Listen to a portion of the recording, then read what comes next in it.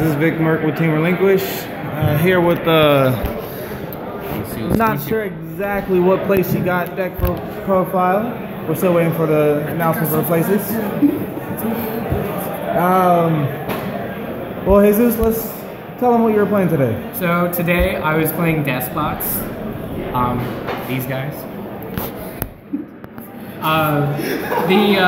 The reason I was playing Deskbots today was I used to play Tellarknight, and I would still be playing Tellarknight if I could consistently make a 3,000 plus monster.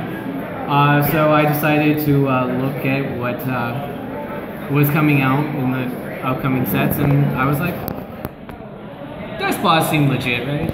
You know, everyone's just gonna be playing Pepe and Cosmo and maybe Mail soon. So I just figured I'd play something that no one would expect. So what was your record today? I went 7-2, only losing to Pepe in round 5 and 6. Oh, yeah. Both going to game 3. Alright, well let's get on with the monsters. So I run one Despot 1 because he's a tuner, and he gains 500 for every machine on the field, be them Despot or not, and 3 Despot 2 because whenever you special summon him via either a Despot 3 or a Despot 4 or just pendulum summoning him, you can search for a Despot card. So ideally, if you pendulum him, you grab a 3, you normal 3, you special, you can grab another 2 if you want, do another search because his effect is in once per turn. He's good only if you never want to have more than one of him in your hand, which is probably, you can work around that depending if you have your scales or not. But and then I run Despot 3 at 3. When you normal summon him, you can special summon a Despot from your deck. It doesn't care about which level.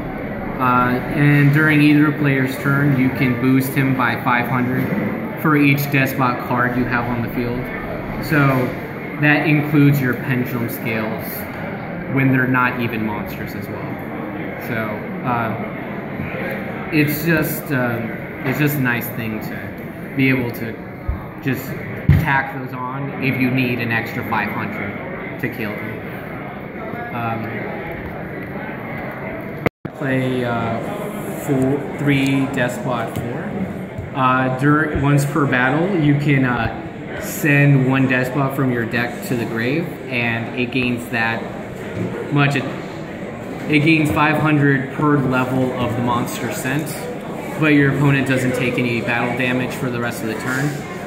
They will still take effect damage, but yeah, an optimal play is to attack into something and then send a Despot 5 or a 6, and then depending on what your opponent has on the field, you can you send either one of these 2. And then you special summon, you can special summon 2 from your graveyard and or hand. So you attack over something, you can send a 6 because you don't want to draw it. And then you can, after that resolves, you send a 5 and a 2. So you pop a spell or trap and you search, and it's all in the damage step, so they can't respond to it. That's always useful. It's the main phase 2 starter. I played 3 Despot 5. When he's destroyed as a pendulum scale, you can special something from the graveyard. So ideally, even if you have an open board of just pendulum scale, like all you have to do is just. And what I pulled off in my last match is my opponent Chimera attacked me. So I didn't have anything on field. He attacked, and I was like, oh, wavering ice? And I was like, okay, cool, special. And And that was enough for me not to take 4,000 to the mouth. So, and then of course you get a search, and then you can just go from there. Deskbots 6 has a relatively same effect, except that when he's destroyed, he adds 1 from your graveyard to your hand. Ideally, you can grab a scale that you sent, so you can activate it later, or you can grab Deskbot 3 so you can normal summon it later the turn or during your next main phase. I run 2 maxi for draw power, because if you don't draw into anything you can summon, then you're gonna lose. And then 2 giant rat, because you can run it into anything and special summon any of your Deskbots. And you're like, okay, cool. You know, a less than optimal situation, but true. It's a thing. Or you can just set it and let them swing into it. Right, and then 1 Jel's Allied Birdman. Cause 1 play that depending on what your opponent, if you know what your opponent has, a good idea of what they have, you can just summon 3, special 4, bring it back to your hand, summon Birdman, and then just black throws them.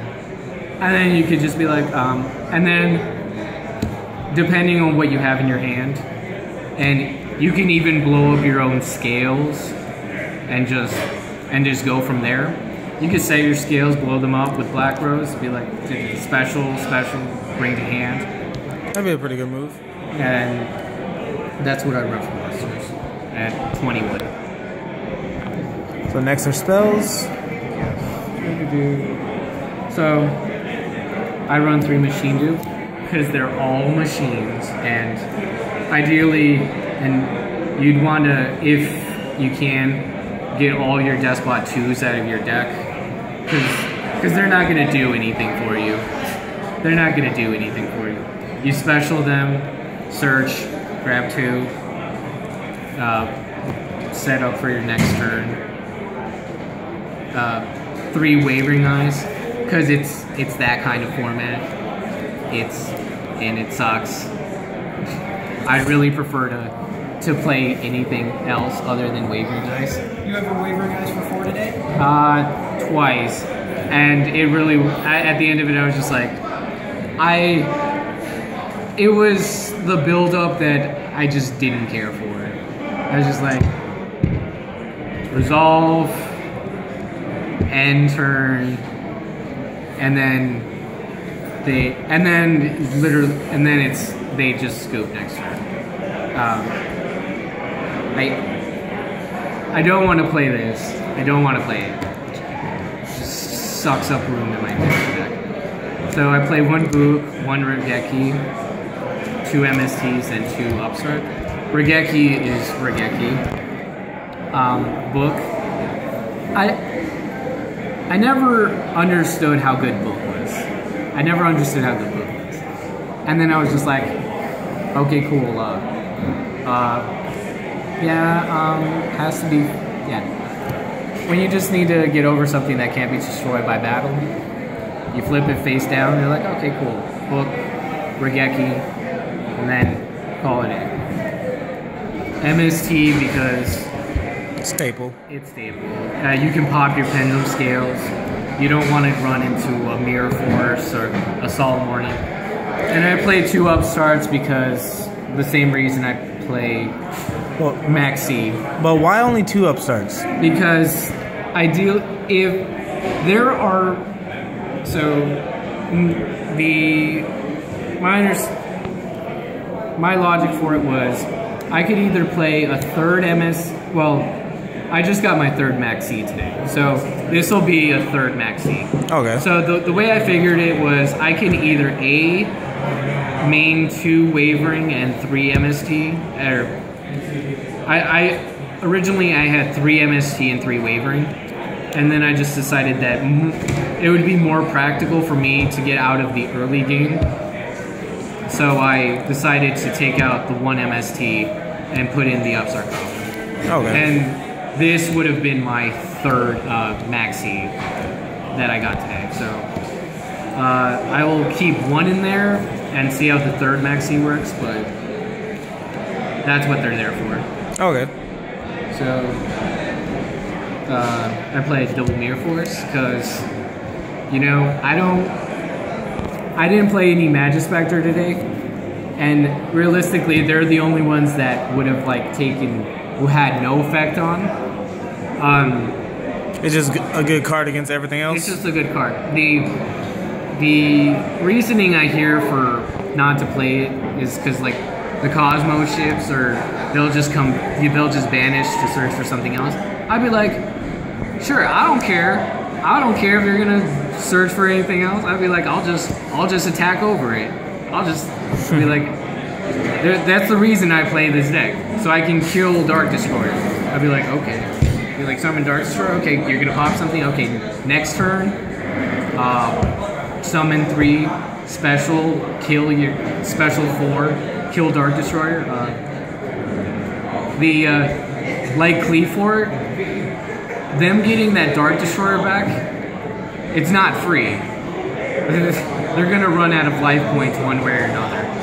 So no one ever sees that coming either. They'll be like, yep, 2 breakthrough, because I don't like getting trished. It's not a thing that, you know, blue trish or white trish. It's not a good feeling.